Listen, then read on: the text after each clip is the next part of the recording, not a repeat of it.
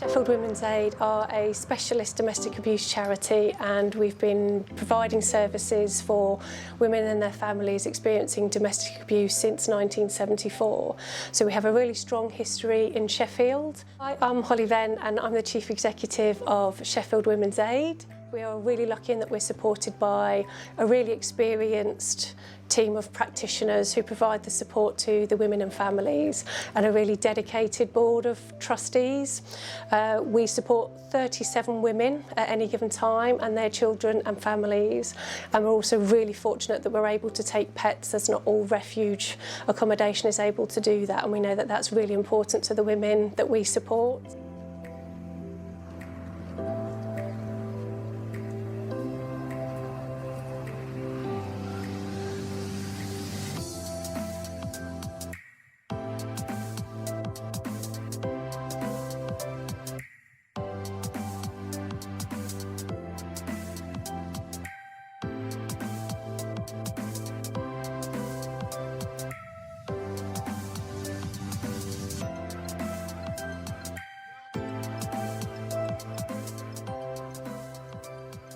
Hi, I'm Fozia and I'm one of the managers at Sheffield Women's Aid. And I'm Julie and I'm another manager at Sheffield Women's Aid. So I just want to tell you a bit about the refuges.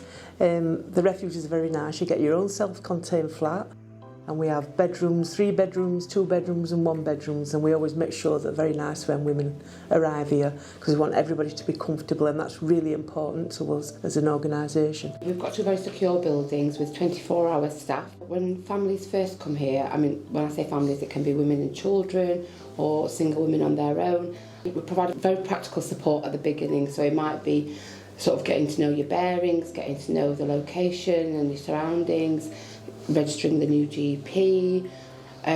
You'll be allocated your own family support worker who will sort of guide you through that journey from refuge back to your new home, if that's what it needs to be. Our starting point is that we believe women, we believe children, and this isn't their fault.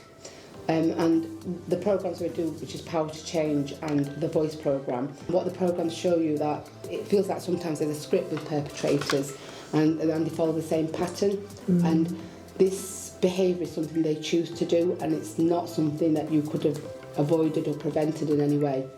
And I suppose that's where the trauma-informed approach comes in. Yeah, and we always say to every woman that comes in, it's not your fault. It's not your fault, it's not your children's fault, it's the perpetrator's fault, it's the person who's abused your fault. And that's where we're coming from, and we believe everything that you're telling to us. Yeah, and you do deserve better, and you deserve to be valued, treated with respect, and embraced and loved. Where we're saying the refuges is loving them all. Hello, my name's Sam and I'm a children and young persons practitioner with Sheffield Women's Aid. So my role involves getting to know the children and the parents and, working with the family as a whole, but really getting to know the child, what they're interested in, so that we can do activities with them that they'll really enjoy, and that helps to build their confidence and builds trust as well, because that journey takes time. So we need to be really mindful of what the children might have been through before they came here. It varies a lot, every child is very different, so we tailor our approach to what that child needs. The sort of activities that we do with the children, we do a lot of arts and crafts activities, so painting, creating. We have an outdoor area where the children can go out and play. We do a lot of construction play with the younger children, for example, because there's lots of rich language there.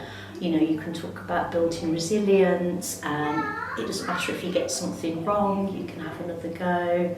So there's a lot of emotional support in all of the activities, as well as language, physical development, creative opportunities. We do one-to-one sessions with children. We also run some groups as well, so that children have a chance to socialise whilst they live here. And we also arrange activities such as we had a circus skills workshop, we've had animal handling people, and we'll also go on outings. I can take children to the park, we've been to visit farms and things, so we just try and give them a really rich a really rich environment with lots of choice, lots of activities, but the most important thing is that the children feel safe and secure with the people that they're working with, and building that relationship takes a little bit of time, but it's so worthwhile. It's a real pleasure working here. As the Chief Executive of Sheffield Women's Aid, it's a real privilege to lead the organisation and be part of survivors' journey, and we get to see a lot of joy and happiness in the women that we support, which may be surprising because domestic abuse is obviously a horrific crime, but actually it's a real honour and a privilege to be part of the women's journey as they learn to cope and recover from the domestic abuse that's happened to them, and that we're able to provide that in a safe, trauma-informed space. Domestic abuse is such a pervasive crime. On average, 2 women a week will be murdered because of domestic abuse, and 1 in 4 women in their lifetime will experience domestic abuse. And we're really fortunate that we get to work with lots of partners in Sheffield City Council, and we get to work with the voluntary and statutory organisations to make sure that survivors are given lots of opportunities and choices in how they wish to access services. Sheffield's domestic abuse and safe accommodation strategy estimated that there were around 20,000 adults and around 28,000 children at any given time annually who are victims of domestic abuse, and equally Sheffield Women's Aid in the last financial year were able to support 166 survivors of domestic abuse, and that would be the adults and the children. So we really recognise that there is a need there for survivors of domestic abuse, and we recognise our role in working in partnership across the city to meet that need. Our numbers were lower last year because of the pandemic, which meant unfortunately there were a lot of people who were not able to leave relationships and access services such as ours.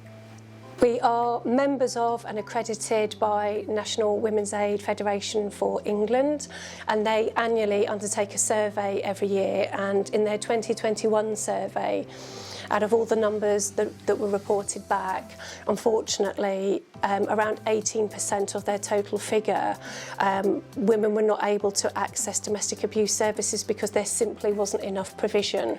And therefore, that's why we know it's really important that there are these services at the point of need, and women are always best placed to make that decision about when it is safe for them to leave, and that has to be a really swift response of organisations such as us and Sheffield City Council to make sure that we can respond to that need, because that enables women to be safe. We quite often understand that survivors may not always know what is available for them to access at the point of need, so we would really encourage survivors to look at our website to see what services we're able to provide, get in touch with us, because our aim is that we want women to live a life free from fear and abuse and to go on and lead happy lives. As Sheffield Women's Aid, we really welcomed the Domestic Abuse Act because it introduced a raft of measures which became legislation, and an example of some of those measures were that a new statutory definition was put in place around domestic abuse, so actually everybody would work to that definition in England, and within that definition they also recognised children as victims in their own right, which previously hadn't been in any definitions. The Act also created an independent domestic abuse commissioner who takes leadership nationally for England around making sure that domestic abuse is responded to in an appropriate way. It placed responsibilities on local authorities to make sure that they undertook a needs assessment, and were able to make sure that there's provisions such as what Sheffield Women's Aid provide. And it also introduced a range of civil measures to additionally keep survivors safe. I'm really proud of the services that we provide at Sheffield Women's Aid, and like I said, it's a privilege for me to be part of women's journey and see that they move on from the trauma they've experienced, and I wouldn't be able to lead the organisation in the way that I do if I didn't have such a fantastic team.